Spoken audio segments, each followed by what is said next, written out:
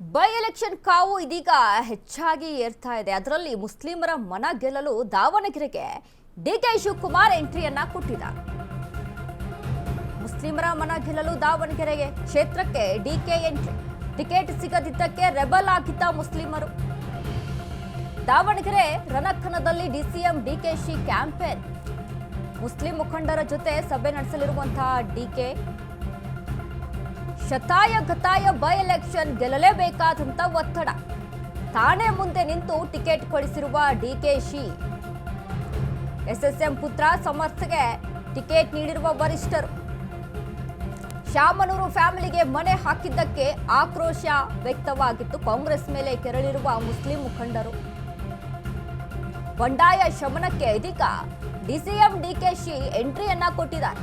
ಸಮರ್ಥ ಪರ ಪ್ರಚಾರ ನಡೆಸಲಿರುವಂತಹ Shivakumar. Muslim rebel ಲೀಡರ್ಗಳ ಜೊತೆ ಡಿಕೆ ಮಾತುಕತೆಯನ್ನ ನಡೆಸಲಿದ್ದಾರೆ. ಅಲ್ಪಸಂಖ್ಯಾತರ ಮನವೊಲಿಸಿರುವ ಡಿಸಿಎಂ ಡಿಕೆ.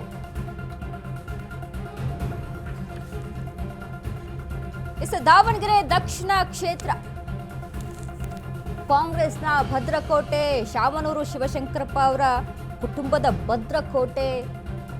ಸತತವಾಗಿ 4 ಬಾರಿ ಶಾಮನೂರು ಶಿವಶಂಕರಪ್ಪ ಅವರು ಗೆದ್ದು ಬಂದಂತ ಕ್ಷೇತ್ರ. ಏನಿಲ್ಲ ಅಂತ ಅಂದ್ರೂ 20 ವರ್ಷಗಳವರೆಗೆ ಆಡಳಿತವನ್ನು ನಡೆಸಿರುವಂತಹ ಕ್ಷೇತ್ರ. ಆದ್ರೆ ಈ ಬಾರಿ ಅಲ್ಲಿ ಬಂಡಾಯದ ಬಿಸಿಯಿಂದಾಗಿ ಕಾಂಗ್ರೆಸ್ ಈ ಬಾರಿ ಗೆದ್ದು ಬರಲ್ವಾ ಅನ್ನುವಂತ ಅನುಮಾನಗಳು ವ್ಯಕ್ತವಾಗಿತ್ತು. ಹಾಗಾಗಿ ಮುಸ್ಲಿಮರ ಬಂಡಾಯ ಏನಿತ್ತು ಕಾಂಗ್ರೆಸ್ಗೆ ಸಾಕಷ್ಟು ರೀತಿಯಾಗಿ ತಲೆನೋವನ್ನ ತಂದುಕೊಂಡಿರುವಂತ ಕ್ಷೇತ್ರ ಆಗಿತ್ತು. ಹೀಗಾಗಿ ಹೇಗಾದ್ರೂ ಮಾಡಿ ಪೈಲ್ವಾನನ್ನ ಮನವೊಲಿಸಬೇಕು ಅನ್ನುವಂತ ನಿಟ್ಟಿನಲ್ಲಿ ಇದೀಗ ಸಿದ್ದರಾಮಯ್ಯ ಅವರು ಸಹಿತ ಅದರಲ್ಲಿ ಸಕ್ಸಸ್ ಆಗ್ತಾರೆ. ಆಯ್ತು, ನಾನು ಸಾದಿಕ್ ಪೈಲ್ವಾನ್ ಆಯ್ತು, ನಾನು ಸಮರ್ಥ ಪರ ಪ್ರಚಾರಕ್ಕೆ ಮುಂದಾಗ್ತೀನಿ ಅಂತ ಹೇಳ್ತಾರೆ. ಬಟ್ ಆಂತರಿಕವಾಗಿ ಅಲ್ಪಸಂಖ್ಯಾತರ ಸಮುದಾಯದಲ್ಲಿ ಬಂಡಾಯ ಶಮನ ಆಗಿದೆಯಾ ಅಂತ ನಾವಿಲ್ಲಿ ಗಮನಿಸಿ ನೋಡೋದಾದ್ರೆ ಸಾಧ್ಯ ಇರಲ್ಲ. ಯಾಕಂದ್ರೆ ನೋಡಿ, ಈ ಒಂದು ಟಾಸ್ಕ್ ಅನ್ನ ಸಿಎಂ ಸಿದ್ದರಾಮಯ್ಯ ಅವರು ಜಮೀರ್ ಅಹಮದ್ ಖಾನ್ಗೆ ಒದಗಿಸಿರ್ತಾರೆ.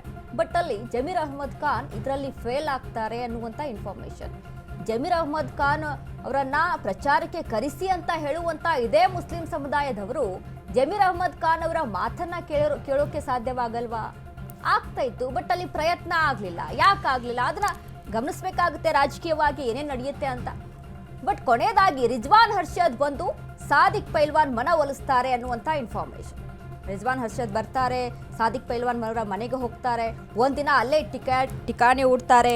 ಠಿಕಾಣಿ ಆದ ಬಳಿಕ ಬೆಳಗಿನ ಜಾವದಲ್ಲಿ ಇದೇ ಸಾದಿಕ್ ಪೈಲ್ವಾನ್ ನೇರವಾಗಿ ಸಿದ್ದರಾಮಯ್ಯ ಅವರ ಗೃಹ ಕಚೇರಿಗೆ ತೆರಳಿ ಕೃಷ್ಣ ಕಚೇರಿಗೆ ತೆರಳಿ ಮಾತುಕತೆಯನ್ನ ನಡೆಸ್ತಾರೆ.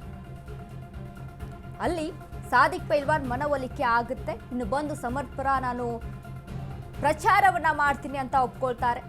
ಬಟ್ ಇದು ಎಷ್ಟು ಮಟ್ಟಿಗೆ ಶಮನ ಆಗಿದೆ, ಇದು ಹಾಗೆ ಮುಂದೆ ನಡೀತಾ ಇದೆ, ಇದೆಲ್ಲವೂ ಕೂಡ ಇಲ್ಲಿ ಪ್ರಶ್ನೆ ಆಗಿ ಉಳಿದಿರುವಂತದ್ದು. ಸದ್ಯಕ್ಕೆ ಇದೀಗ ಡಿಕೆ ಶಿವಕುಮಾರ್ ದಾವಣಗೆರೆ ಕ್ಷೇತ್ರಕ್ಕೆ ಎಂಟ್ರಿಯನ್ನ ಕೊಟ್ಟಿದ್ದಾರೆ. ಮುಸ್ಲಿಮರ ಮನವೊಲಿಕೆಗೆ ಇದೀಗ ಮುಂದಾಗಿರುವಂತದ್ದು.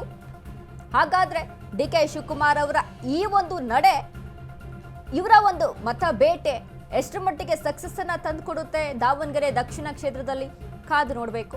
ಮುಸ್ಲಿಮರು ಅಲ್ಪಸಂಖ್ಯಾತರ ಒಲವು ಯಾರ ಹತ್ರ ಹೆಚ್ಚಾಗಿ ಹೋಗುತ್ತೆ ಅದ್ರ ಬಗ್ಗೆನೂ ಕೂಡ ಕಾದು ನೋಡಬೇಕಾಗಿದೆ.